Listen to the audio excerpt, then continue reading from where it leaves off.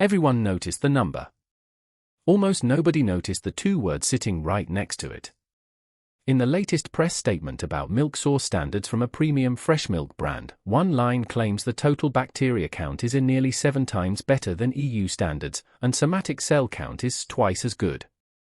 Right after that line, in the original material, sits a small tag, controversial. No elaboration. No correction. Just one word, gone in a couple of seconds, buried inside a campaign already being covered by hundreds of millions of views. Rabbit News Hallyu isn't here to tell you whether that claim is true or false. We don't have independent data to make that call, and we shouldn't pretend we do. But the detail is worth pausing on, because it surfaces at the exact moment the campaign's face, Xiao Zhan, is being loved for something almost the opposite, being imperfect, being unmistakably human. On August 26, Episode 1 of Toward Freshness, Witnessing the Standard officially aired. It's a branded content series for daily fresh milk, Mengniu's premium fresh milk line, where Xiao Zhan has served as global brand ambassador since January this year. The two go further back than that, too. They previously worked together on the show, Our Song, back in 2019, which means this isn't a brand new relationship built overnight for one campaign. It's a partnership with some history behind it, which is worth keeping in mind before assuming the entire rollout was a single, isolated marketing push. The core message of the new program repeats throughout: 7 standards across the entire supply chain: pasture, milk source, transport speed, preservation technology, flavor, nutrition, and responsibility. 30 minutes from pasture to factory. A cold chain held steady between 2 degrees Celsius and 6 degrees Celsius. For grams of natural milk protein per 100 milliliters, 130 milligrams of natural calcium. The newer A2 Cloud organic line is built around 100% A2 beta-casein, marketed as gentler on digestion. This is the language of a brand trying to sell one very specific idea: standardization you can measure, verify, and repeat. But 4 days before that program aired, a completely different story about the same person spread in the opposite direction, and it didn't come from any press release. At Na Ying's concert I Came Because of You, Xiao Zhan appeared as a surprise guest. During nearly 5 minutes of crowd interaction, he essentially held the stage alone, joking about Na Ying's own nerves during her singer run, and playing off the audience's cheers in what fans jokingly called a solo comedy routine. He later admitted he was genuinely very nervous. Out of that moment, an already circulating internet phrase, describing an introvert who forces themselves through one brave social moment, then instantly craves solitude, became permanently attached to him, turning into a full-blown meme almost overnight. Put the two stories side by side, and the contrast is sharp. One image is standard, quantifiable, verifiable. The other is real, imperfect, vulnerable. What's interesting isn't that these two images contradict each other, it's that both were being worked, almost in parallel, within the same single week. This is where the story needs a pause, because timing alone doesn't prove anything definitive. A 4-day gap between a scheduled program launch and a guest concert appearance could simply be a coincidence of two separate calendars. But it opens a question worth chasing anyway: is this just an accident of scheduling, or does it say something about how modern celebrity media operations actually function? Looking at the numbers, part of an answer starts to show. The campaign hashtag crossed 300 million views and more than 2 million discussions. E-commerce sales jumped over 300% week over week right after the partnership was officially announced. The A2 Cloud organic line sold out within 5 minutes of launch, with some regions reporting stock shortages. Consumer feedback describes the product as smooth and gentle, naturally sweet, without a milky odor, and the brand has reportedly picked up international taste quality recognition for 3 consecutive years.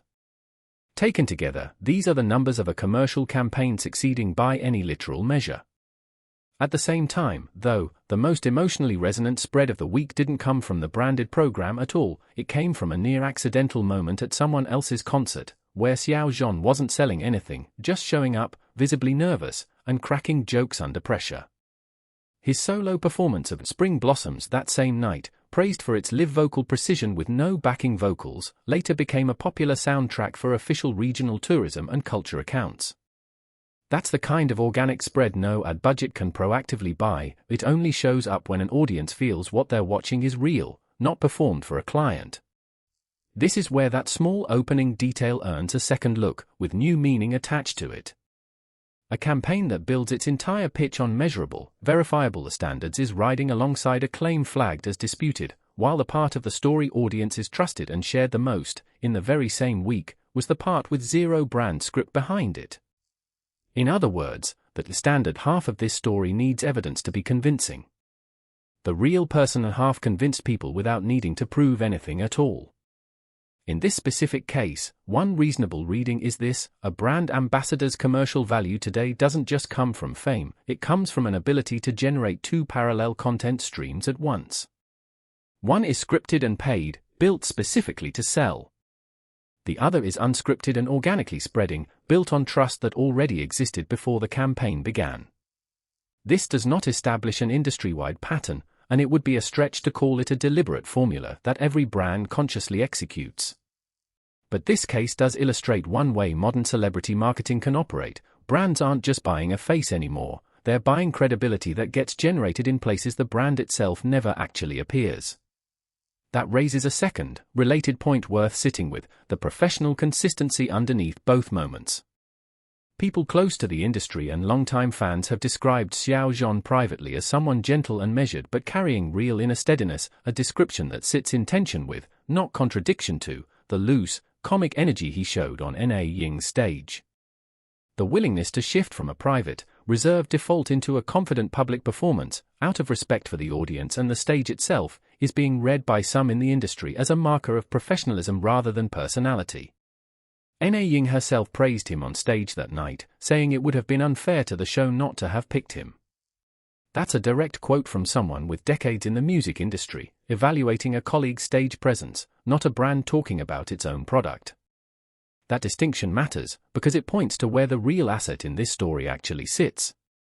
The Milk campaign is doing exactly what branded content is designed to do: repeat a message often enough, with enough numbers attached, that it starts to feel like established fact. The concert moment did the opposite. It worked precisely because nothing about it felt engineered to sell anything.